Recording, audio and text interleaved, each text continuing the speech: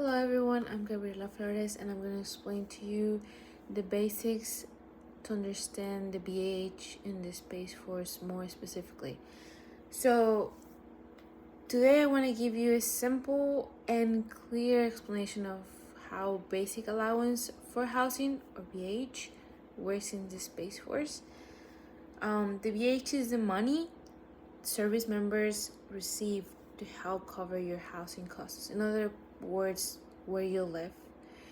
And the amount you get depends on your situation. So when I first joined, I felt completely lost. Okay, I didn't know how much I was supposed to get.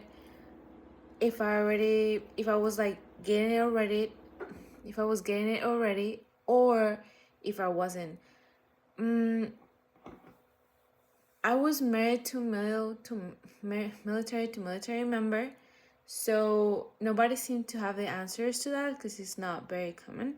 So I was in tech school with very limited time, and it was really frustrating and honestly annoying to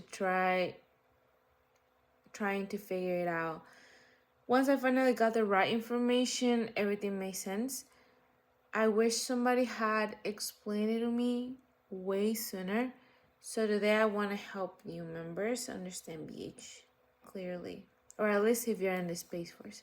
So first, let's talk about single members.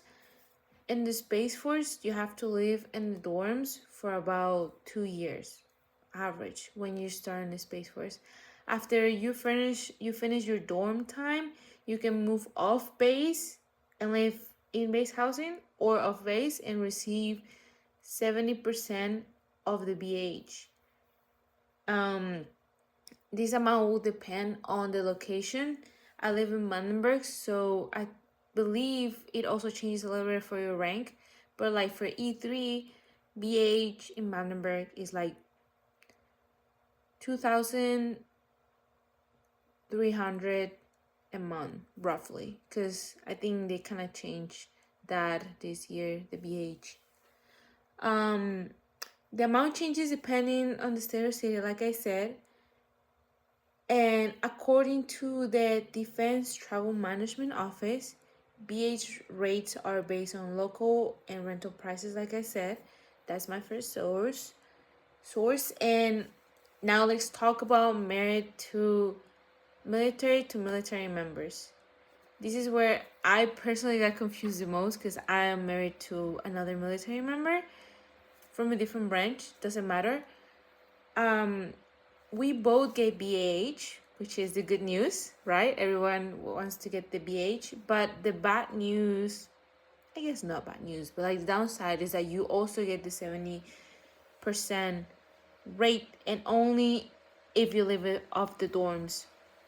If you live in dorms, like it happened to me for a couple of months, you don't get BH because that technically covers your housing and you're living in the dorm, so you don't need the money technically. So as soon as you get off the dorms, like out of the dorms, you can get your BH. So that's the story pretty much.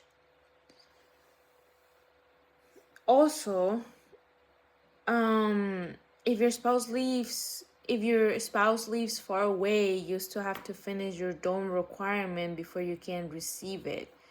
This is if your spouse doesn't live close to you, like it was in my case.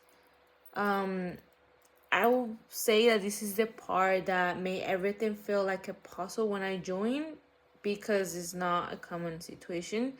A lot of people have a civilian as their spouse and they don't really have to deal with those issues. Also, like, you don't know right away if you're getting the BH, and that was the reason why, because of my status situation living in the dorms, but it got fixed and clarified later on.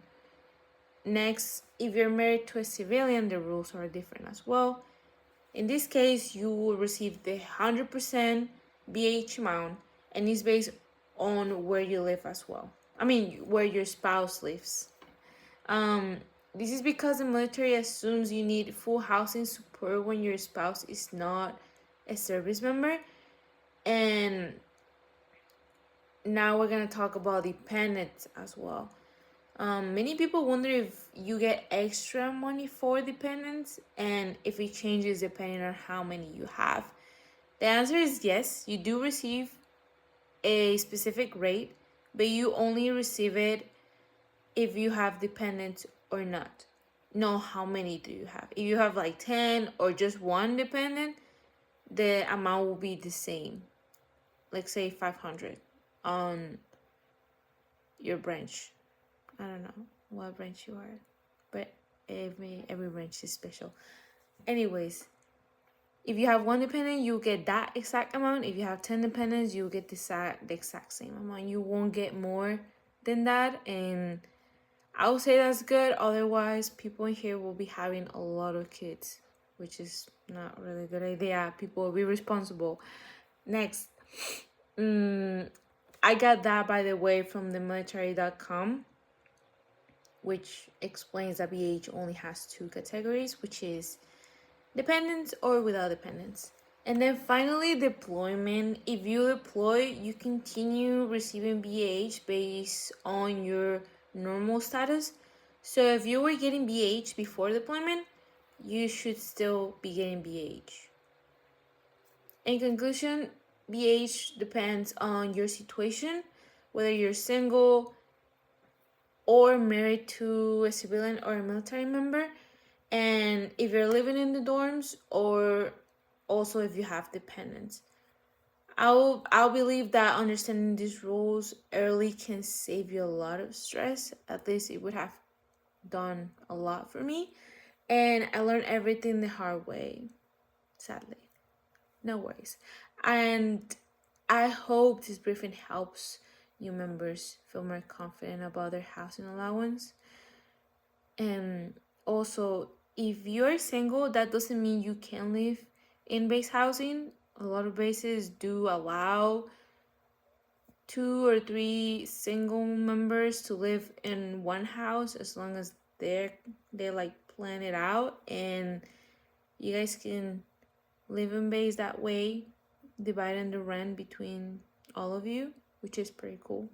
So that will be it for my presentation. I hope you guys felt like it was helpful, and you have a great rest of your day.